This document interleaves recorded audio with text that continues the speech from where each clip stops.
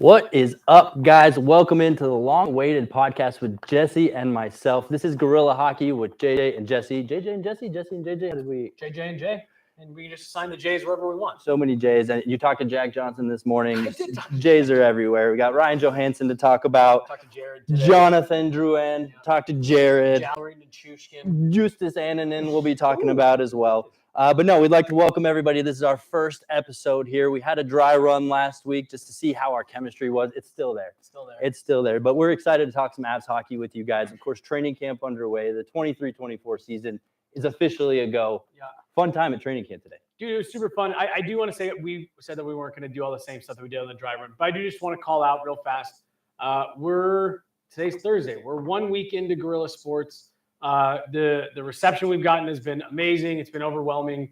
And really, I just want to shout out, like I did last week, everyone that has pulled things together here. And, what we were talking about is a really short amount of time in the media world has been, crazy. It's been impressive. I want to say thank you to everybody. And every time that we do something, it's all getting better. Like, I think this is green on our broadcast right now, but that's all right. It's not going to be green next week. We got into our studio fully settled in yesterday. So big shout out to Mark. The man running the board today pulled this. I called him like 2 hours ago. I was like, hey, we need to do a live show. And he pulled it all together. So just wanted to get that out of the way. Yourself, everyone that's been involved. This has just been awesome. And dude, it's been a ton of fun. Today was really kind of like the first real day where everyone's there and all that stuff. So shout out to everyone who's been involved and everyone who's been watching and supporting. I like the logo. It's hard to beat that logo. I'm a big fan. Dude, it pops, and we've already had some people saying, hey, it looks good. Hey, I saw that, whatever. Day one of Avs training camp. Look, we've been at the rink here for the last week now doing all the rookie stuff, and it's been a nice way to ease into things, but it was really nice to be back there today. NHL guys on the ice. And you could just immediately see the pace pick up. And, everyone's skating a little bit harder. Everyone's finishing their check a little bit harder. So, no, it was good. It was a good on-ice day, I think. Good energy. I really feel like, I don't know, I mean, this is just me as a bystander, but the fitness level of the team seems to be right where it needs to be already, right? I don't really, especially during the bag skates at the end, I didn't really see anybody struggling too much. And it seems like everybody came into camp right where they need to be as far as physical shape. And I think Jared Bednar was pleased with that as well. Yeah, no, so it's funny because the fitness, the day one fitness testing has kind of become a thing to the point where I'm sure guys are even like warning some of the new guys about it, like get a good night rest the night before, like come ready to skate that first day. Because I mean, you remember those first couple of years, dude. I mean, guys were dropping like flies all over the place. I'm with you. I thought guys looked prepared, looked ready, and that is all in line with what you and I have been talking about here for the last week. Just folks that we're speaking with. Guys are here early. Guys are ready. You can feel the intensity, I think, around the building. Jonathan Drouin talked about that with us, that you feel it right away. It's infectious, and you want to be a part of it. Yeah, and I think even Valeri Nichushkin, like, let's get into that, get it out of the way early in the podcast. But he came to camp. I think he looked really good. Looks like he was in shape. Whatever distractions or, however you want to perceive what happened last year, looks like he turned the page quickly, moved on with his offseason, and here he is at camp, not only ready to go, but shining. Yeah, no, I agree with you. He was in that second group there, so we'll see how they continue to mix things up. Nathan MacKinnon, went to Halifax, and so he won't be there tomorrow. We'll see. Maybe Val gets in with that first group. But no, I'm with you. There was one play in particular that he really stuck out to me where he did a lot of good things, and the play just kind of got broken up there at the end. Skating to the board, slammed his stick. You can tell he's engaged, he's ready. But yeah, no, we have to talk about the Seattle stuff and everything. He was ready, waiting in his stall. He got off early so he could be ready to talk to everybody. Didn't shy away from the cameras. He sat in there, answered questions. But, he basically said, he did say, I know you guys are looking for something to talk to about this, but it really wasn't that interesting. It was a personal family thing I had to get taken care of. We got it taken care of. I've addressed the team.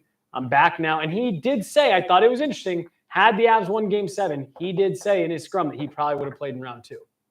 That is interesting for sure. And I think the most notable part about that whole story, right, and I think what you really need to read into, whatever opinion you have on Valeri Nichushkin or the situation is his teammates' perception of him, right? I mean, it really seems like they've moved on. We talked about it in yesterday's stand-up video after media day that the team is ready to accept him with open arms. Everybody's moving on, including him. He wanted nothing more than to be done with that interview. Yeah. And he's like, I'm just ready to focus on the season and stop talking about this. So I think as media, as fans, I think we should follow suit and do exactly as the players. Let's put it behind us, look forward at the season ahead, and just simply stick to watching some hockey here. Well, so we've now talked to Nathan MacKinnon about it, Cale Makar about it, Jared Bednar, and now we have heard from Valeri Nichushkin, not to mention everything that was happening in real time during the Seattle series. I'm with you. I mean, I don't really know what else there is to say about it. He addressed the media today. That's what everyone's been clamoring for 4 months. He did it. It went, I think, kind of as we expected it to. Mm-hmm. He's kind of ended everything with like, I'm ready to play hockey. And I'm with you. Let's get on to the hockey. Yeah, exactly. And I guess props to the Avs for keeping that so under wraps. They protected the player as they hoped to, zipped it up, threw away the key. So here we are moving on, talking about hockey. Jonathan Drouin, I think, is the other conversation and the other guy we were keeping an eye on coming into camp. He was a part of Group 1, skating with Mikko Rantanen and Nathan MacKinnon, right? Yeah. Yep. I guess what did you see from Jonathan Drouin, if anything? Is there still more to be seen? What do you like about what we saw from day one out of him? Yeah, I mean, I like that he's gonna get the look with that unit, right? To me, he's a guy, and I know you can say this stuff sometimes. It's like, well, then maybe they're just not that good. Like, to me, he's someone that he needs to be playing with high-end skill players, guys who can finish. And I mean, there was one play in particular that I commented to you. I think it was a 2-on-2 drill, and he kind of lost the puck. The defender went to, skate up the wall, nice little stick lift, turned it around, and then he kind of got himself into some trouble. Quick little 360 pass, and he was running through the rep with, an ECHL level guy. So he kind of handcuffed the player. But I was like, if that's Nathan MacKinnon, he probably dunks that home. And that's the kind of stuff you want to see. Jonathan Drouin, he's got good agility. He's got great vision, great hockey IQ. You need to get him with guys that when he's going to make those little plays, he's going to find seams. You need to put him on a line with guys who can finish. And I really do think, he even commented today, it's 10 years since he's played Nathan MacKinnon. So, it's hard to draw those lines too hard. But putting him with a guy like that is going to really help his production. It's going to give him someone on the other end of some of those plays that he's going to make. He's got to stay healthy. That's the big thing. There's no way MacKinnon and Drouin's chemistry is at the level of you and I just yet. No way. Not everybody can be there. But no, what I really liked is the speed, right? He fit right in with the rest of the team as far as speed. I even saw a couple 2-on-1 drills where he was paired up with Nathan MacKinnon, step for step with him. Yeah. Just can easily fly right alongside Nathan MacKinnon. I could see Mikko Rantanen being an F3 sometimes and saying, "Hey, slow down, guys. I'm right behind you." Trailer. Yeah. But no, I like so far, very early, but so far, I love the fit of Drouin. I just think he's going to give them a lot of versatility. We talked to him in the room. We'll have that video coming out, here a little bit later. I like his attitude a lot. Dude, he seems refreshed. And I mean, he was one of the, before we even started asking, like, he called out, you can feel it here. You walk into the locker room, you can feel the intensity. You can feel the drive. He pointed to Nate. Like, I played with him before. He gets people going. Like, he wants people caring as much as he cares and all that stuff. So I think it's gonna be a good fit for Drouin. He needs the revitalization in his career. He needs to stay healthy. As long as he can do that, I think the former is going to come, and I think this could be a really good fit. Like you said, it's day one. Let's not get carried away. But I like for day one, check mark for me. Right, agreed. And there's an obvious fire under him that he might have just been needing this whole time, right? Totally. So, we'll see. And I just, not to harp on it too much, but I have to imagine playing with a guy like Nate. Like, if you need someone to light a fire into you and you're playing with Nathan MacKinnon, like, you probably shouldn't be in this league. Right. So, like, Agreed. So that's a good person for him to be with, is my point. But Nathan MacKinnon, that's what he considers one of his strengths as a leader, is making his teammates around him better. So you can almost guarantee anybody skating with him will elevate their game as much as possible. But with that, I mean, let's look at some other early line combos, maybe even line pairings with some forwards. is there any other chemistry you're seeing between anybody, even some of the new guys coming in here? I know Jared Bednar is kind of experimenting. Crazy to me how quick of a turnaround he has from day one of camp to preseason game one. But if there's any way to really kind of learn what you have in your players and experiment with some lines, it's right now. So anything that you're seeing early on of, that might be a good combination, that might be great. I mean, of course, we're going to have the tried and true Cogliano, Logan O'Connor together, but anybody else that maybe we're not thinking of. I do like that combination. Those two played well together last year. I will say, too, before you get going, Logan O'Connor, he's one guy that today stood out to me as, all right, he suddenly found a way to just bury everything today. I saw him just finishing, and I feel like if he can find some finish consistently in an NHL setting, he's going to take off. Well, dude, I mean, you and I talked about it. We've talked about it several times. I really do think that Logan O'Connor is this much finishing ability from being like a bona fide middle six, borderline top six guy, just the motor, the ultra try hard effort. He's got a little bit of skill. He's got great speed. Him and Matt Calvert have to be the leaders in breakaways generated like for themselves to goal. Like they have to be like, it's like one finish for every 10 breakaways they just create out of thin air. I like Logan O'Connor today as well. I'm going to steal your answer actually from camp today. That the new third line, the newly acquired third line, I guess is the best way to put it. Ross Colton, Thomas Tatar, Miles Wood. I think that's a really interesting combination for a third line. That's a lot of speed. That's some good size. And you got some finish there. Like Tomas Tatar is a pretty set and forget 15 to 20 goal guy. Him parked there in your third line next to Ross Colton, next to Miles Wood. There's good speed there. I like that. What I am hoping to see him shuffle a bit is that second line. I don't know how I quite feel about Ryan Johansen centering Arturi Lehkonen and Valeri Nichushkin. That feels a little too samey, like who's going to score. But to your point, let's see some experimenting. I could be completely off base. Maybe they're going to make Ryan Johansen the trigger guy there. And well, I like the idea of having Lehkonen and Nichushkin forechecking together, right? And maybe keeping Ryan Johansen high as the F3 there. But I'm with you. There's a little bit of a lack of pace with that line. I mean, Ryan Johansen, I guess we could just get right into conversation with him. Sorry, I didn't mean to jump the gun on that. No, you're all right. It flows perfectly because we talked about how much Jonathan Drouin checked our boxes today. Yep. I'm still waiting to check that box for Ryan Johansen. Not that I'm saying I don't like his fit. I don't like what I saw from him today. I just have not been sold on him yet as a top six for now. I think if he has to trickle down in the lineup, he might be better fit there. But right now, I'm with you. That second line leaves a little more to be desired. But who knows? We just saw it's day one, right? Day one training camp drills against your own team. So that's my knee-jerk reaction to that line being put together. Again, part of my thing, and maybe this is what it is for you too, in terms of not being able to check that box with Johansen yet, is he's a stylistically different player than what the Avs have kind of brought in here in years past. He is a little bit heavier, a little bit more hard-nosed. You and I were standing down on the glass. He chopped a guy pretty good. A guy kind of started to beat him wide, and I mean, he did not seem like he was easing into today. I think it was Evan Rowell from Colorado Hockey Now tweeted like he's not afraid to try out here. He definitely was throwing weight around. I want to see how that fits into what the Avs do because Cale Makar told me this summer, and I don't necessarily disagree.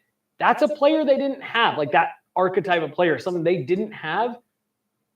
And I don't know. I'm curious to see how it goes because it's very different stylistically. He's huge. Like you said, off the bat, day one, I didn't love the way that line was constructed, but let's see him in some game situations. Him and Val next to each other is a lot of muscle to handle.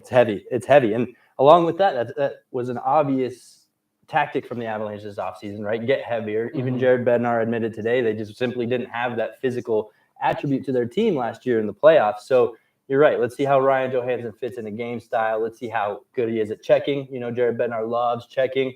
And I do like Ryan Johansen's desire to shoot. The guy loves to shoot the puck. Yep. And I think that's a welcome trait to have, especially how often do you up in the press box, we're hearing the guys in the 300 section yelling, "Shoot it!" Well, I don't think anybody's going to yell at Ryan Johansen. The dude loves to shoot. So, yeah, let's see what kind of point production and, again, physical side of the game that he can bring. And to that exact point, if he wants to be the shooter on that line, then maybe that's how that line works. Mm-hmm. And you and I sitting here saying, well, they need it. If he decides, and depending on what the conversations are that he's had with the coaching staff, if they're telling him shoot the puck, then I'm slightly more intrigued by that combination, because it's like, okay, you got two guys who are going to be intentionally trying to distribute to him, and again, that's a forechecking nightmare of a line. Mm-hmm. So if he's going to shoot the puck and they're telling him to shoot the puck, I'm happy to take a wait and see on that. But he's got to do that, and got to see a little bit more foot speed. Agreed. Moving on, let's look at Nathan MacKinnon today. I know he left the ice early, having to go to Halifax and get his jersey retired. Yeah, so let's just say that too. He left the ice early. He probably won't be here tomorrow. They're retiring his jersey for the Halifax Mooseheads tomorrow night. So I had several people stop me. What's going on with Nate? Mm-hmm. He's going to be celebrated in Halifax. So good things there. Old number 22 going into the Raptors. Yeah, it's always hard to remember that he was 22 in junior. And I always appreciate when you see the folks at Avs games with the Halifax MacKinnon jerseys, the black one in particular, like the third, it says Halifax on it. Mm-hmm. But I guess I wanted to, not that Nathan MacKinnon looked off by any means, but I think that there was a slight, subpar version of Nathan MacKinnon today. I know, again, I don't know how many times we're going to say this, but it's so early. This is 100% an overreaction here on a podcast where we need something to talk about. I think Nathan MacKinnon has had another level today. I mean, I even saw him fan on a one-timer, which is, I don't think I've ever seen that before out of him. A couple bobbled pucks here and there, and just seems like he's trying to get back in the flow and back in the mix of full speed, right? Because when you're training over the summer, you're not necessarily going 100%. You're trying to keep this sharp, trying to keep that sharp, shoot 100 bucks a day, but are you going 100% while stick handling through defenders, etc.? So I think Nathan MacKinnon, he's still Nathan MacKinnon. Don't get me wrong. Still the fastest guy on the ice. Still makes a fantastic impact. But I just think there's another level to him that we didn't see today. See, I think you're crazy. I've been labeled as so. But even going back to yesterday's media day, his demeanor was different to me. He didn't seem to be fully engaged and just kind of almost somewhere else mentally. See, I mean, I just think that this is the time of year where Nathan, like, he's such a cliche. Like, he's such a gamer. Like, I really just think that this is the kind of stuff, and people don't want to say this about, pro athletes and stuff. Like, I think he's like, let's go. Like, let's get this started. I'm over media day. I'm over fucking, like, I'm already over preseason. Let's go. Mm-hmm. And so, I mean, I that's kind of how I see it. Like you said, I totally get what you're saying, where there was a little bit of sloppiness, uncharacteristic mishandles. Like, I was watching him out there in warmups, and he had that one shift in particular. Right after you said all that, he had that one shift. They didn't score on it, but he had like 4 dudes draped off of him, and he was just dancing through the middle. To your point, he'll continue to ramp it up. Not worried about it at all. If regular Nathan MacKinnon is a 10, we saw 9.7 Nathan MacKinnon today. Not saying that we're oh, wow, this guy needs to improve by a long shot. We need more out of camp. Just there's some slight uncharacteristic things today. I'll give you that. Right. I'll agree with you on that. Cool. So yeah. I'm not as crazy as you think. Well, I didn't say that. All right. But yeah, you're crazy. All right. Looking at the goalies, this is really kind of where I want to start winding down the podcast, because I think Pavel Francouz, not something we've talked about too much. Of course, the backup goalie isn't exactly a topic of major conversation, but I think it's something that they need to keep an eye on right now, because you have Justus Annunen, who's been waiting for so long, growing through this system, and 2018, I believe, supposed to be the goalie of the future, and is still labeled that. They still like him, yeah. Have yet to see that real jump out of him. And Pavel Francouz, you're so nervous as to how long this injury is going to linger, because that's who he has been ever since he's entered the NHL in an Avalanche sweater, in and out of the lineup. Injuries seem to linger, retweak, and then come back. He plays a couple times. So I feel bad for Frankie, because I felt for a while that he was unfairly listed as injury prone, because he had the injury in the bubble, and that was kind of the one that started. He'd been really good for like a year and a half, 2 years leading up to that. Mm-hmm. And I've always been like, oh, people give Frankie 2 out over time.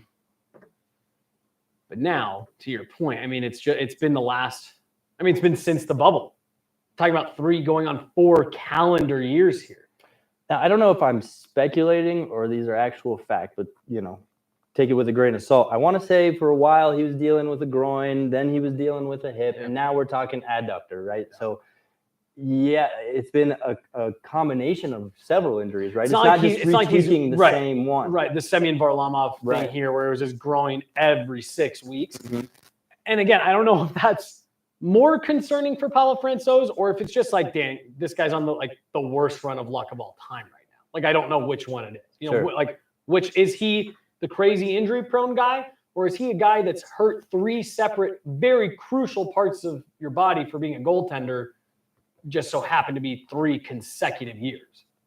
Yeah, I don't know. But either way, the point is, I'm using context clues to say this probably isn't super long-term if they haven't gone out and done something. Paolo Francouz was on the ice less than a month ago, wasn't taking shots, but he was out there, up, down, skating, checking his positioning, cutting hard. Now that's stopped for the last couple of weeks, but I'm going to say this, and before we even can end this live, they're going to trade for someone. But my gut tells me that if they haven't brought someone in by now, and Eustace was running with the first group, with Georgiev, that's probably what they're going to roll with for now.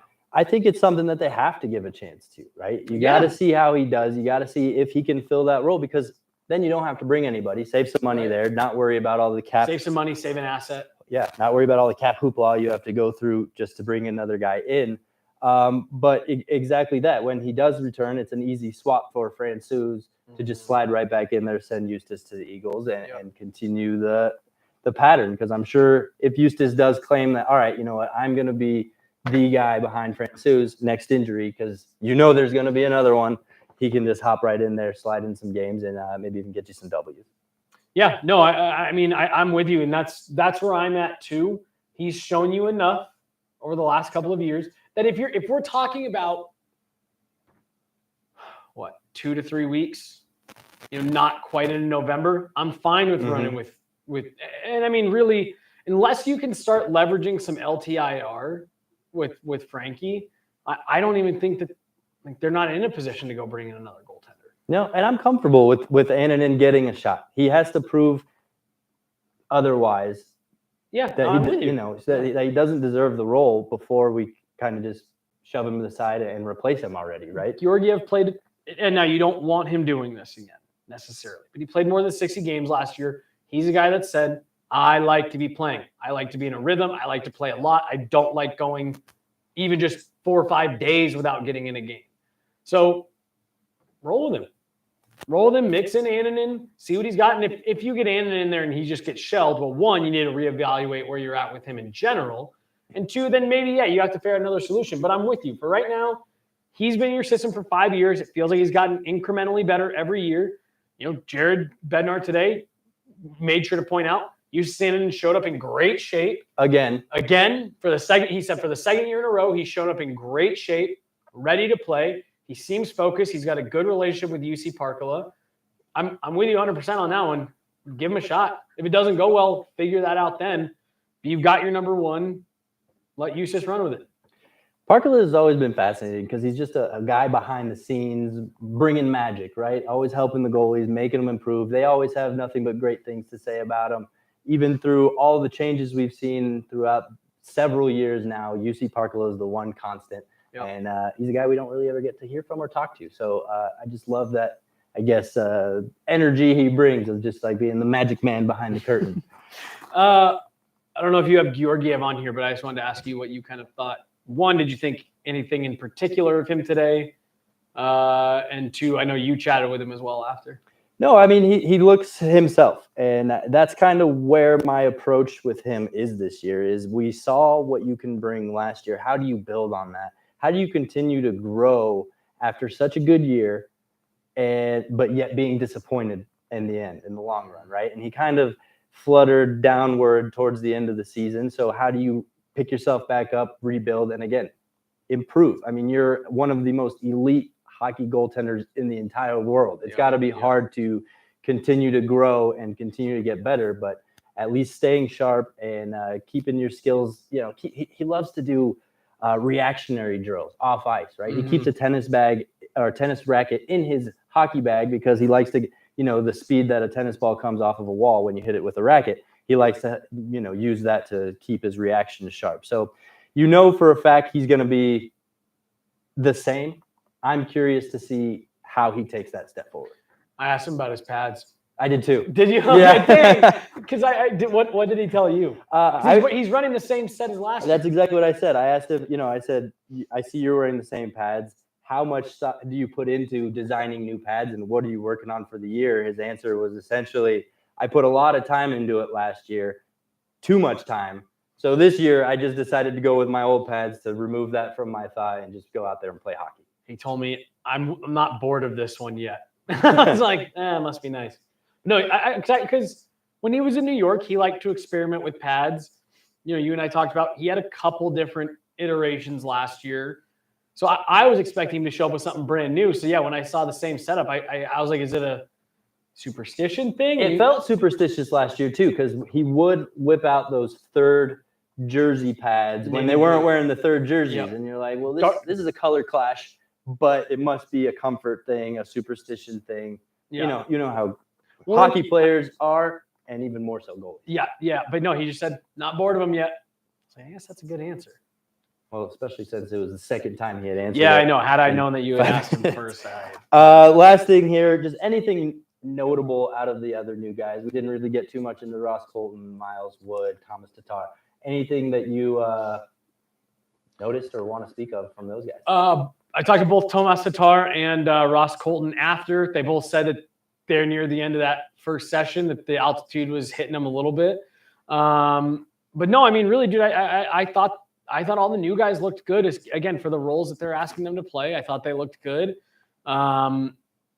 Nothing overly noteworthy. Thomas Tatar did say after that he's viewing this as a once-in-a-lifetime opportunity, that he gets to come to a contender, someone that is trying to compete for a Stanley Cup. And I mean, really, they all look focused. They all look committed. They all look ready. And that's part of the reason why, I mentioned it, I think, on a clip from last week, that I've had some folks, that are around already tell me we're getting, this is the same kind of mindset vibe that this team had 2 years ago, where guys are here early, guys are focused, guys are in the gym, above and beyond what's normally expected. So I got that same kind of feel from the new guys today. And like Drouin told us, it's infectious. And I think that's kind of what you're seeing. Yeah. And hopes are high around the league right now, especially around a team whose window is wide open. So I can see how the buzz was in the air. It was a fun atmosphere, and just so great to be back in the rink after, again, what felt like the longest offseason that I've experienced, even though I know factually it wasn't. Right. Yeah, it could have been longer. I do have to give some love to Jack Johnson. I put my foot in my mouth a little bit with him, because I was asking about the new contract coming back, and I said, yeah, and you found a way to get another contract here. And he laughed about it. He was a good sport about it, and we kind of joked. But really, I mean, dude, we talked about it last year when he left for Chicago. The media, we were all like, dang, selfishly, like, I'm bummed. He's a great guy in the locker room, great dude to talk to. So I was glad that he was back. But no, I gotta give Jack a little bit of a shout out, because I made it sound like he weaseled his way into a contract, and that was not at all what I meant. I'm glad that he's back. And we asked Jared about him, and he said he's a veteran guy. We have a lot of speedy, skilled puck movers. He said there's important roles on that back end, and Jack's going to fill an important one. He's going to play a similar typecast to what he has been these last couple of years. So I think Jack Johnson is going to be a sneaky important player to this team in their defensive depth. But yeah, the interview, we just posted the interview right before we went live on this, so you should go watch it at Guerilla Sports _ on X. But like I said, great dude to have around, and it was good to chat with him today. Yeah, absolutely. Indiana's own. It's got to be so hard to come out of Indiana and make it to the NHL, because I know hockey just isn't the most popular thing up there. Well, he's saying that, talking about where he spends his time now, he's a big Midwest guy. He's like, yeah, that's where all of our stuff. Beautiful. Everything's flat and yellow. Right. Amazing. Yeah, no, so that's all I have for training camp. Did you have any? I mean, let me ask you. Of the no. I think everything I wanted to talk about, I put in the rundown and made you talk about it. So no, I think again, so early, not much you can really take away. Just good vibes. Good to see everybody. Good to be back out there, and just good to see them flying. And again, I really was impressed by their fitness levels. So good to see them come into camp and already, have that mindset and same goal that they're working towards. No, I'm with you. I think that kind of sums it up for me. Like we talked about doing a pod yesterday, but I was like, there's just not enough yet. And it's even feels that way a little bit after today where it's like, man, I just really want to see them get rolling, but it's going to go quick, dude. First preseason game is Sunday. Sunday at 1:00. 1:00. Minnesota Wild are in town. We'll see who they actually bring and what that game actually looks like. But either way, it's a quick turnaround. We're underway. We're going. It's fun. But yeah, anything else you want to throw out there before we wrap up? And that's it. Like I said, I always like to just throw some love to those running the board. So big shout out to our guy Mark for making sure you guys can see us, hear us, and I'm just anxious. Like I said, we this was the maiden voyage of this show, and I'm anxious for it to get better and just for us to continue to grow and there to be more to talk about and all that stuff. And thanks everyone for tuning in and supporting here in this first week. It's been awesome. We've gotten, like I said, a ton of love, and it's only getting bigger. It's only getting better, and there's only gonna be more of it. So just looking forward to getting everything rolling. Right on. We'll make sure you're staying in touch with everything Guerilla Sports is doing throughout training camp. And this channel right here is where all of these live shows will live early on. I believe we will at some point have a separate channel for Guerilla Sports, but make sure you are subscribing to this channel, get the notifications, all that stuff, because this here on the Guerilla capturing page is where we will be going live. These shows, that implies that there's more than just your and I show. Well, I mean, wow, so you have other shows? No, I'm just saying. Do you have other shows? Do you have other co-hosts? It's for the people. No, I know. Yeah, no, it sounds like we're going to have all kinds of stuff. This channel is going to be blowing up live a lot here in the coming weeks. This goes back to what I was talking about. We're throwing, we've got a lot of this planned out. We've got a lot of big plans, and to get there, we're having to kind of patchwork some stuff together out of the gate, but I'm really excited for really to get into next week. And yes, it will be these shows very soon. There you go. Yep. I'm excited to finally be working side by side with you, Jesse. Yep. And yeah, thanks to everybody who tuned in live. Thanks to everybody who's going to tune in not live. Just thanks for hanging out with us. Let us know what you think of our new podcast. Hope you like it and subscribe. Other than that, nice work, Jesse. Absolutely. See you guys later.